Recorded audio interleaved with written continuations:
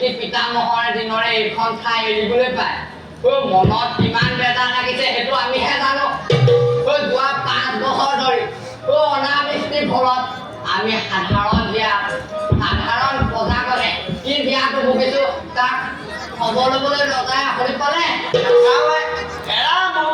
ঠিক কথা কৈছ কালি এই পৰিয়ালটো অযোধ্যাৰ এই আজান্তিমূলকৰ গাঁৱৰ পৰিয়াল এটা কাষত ৰাখি থৈ আহিছো এতিয়া যদি তোৰ সময়ত গৈ নাপাওঁ এই পৰিয়ালটো বিপদ পৰিব যাওঁ ব'ল এতিয়া যাওঁ ব'ল পিছে ৰচোন কিমান পাৰে গ'ল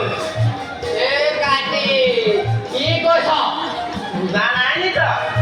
কিমান চলে গ'ল লাজেই লাগে পাই তোৰ লাজাৰ আকৌ জোখতকৈ বেছিয়ে এই কাটি একুৰি এঠাই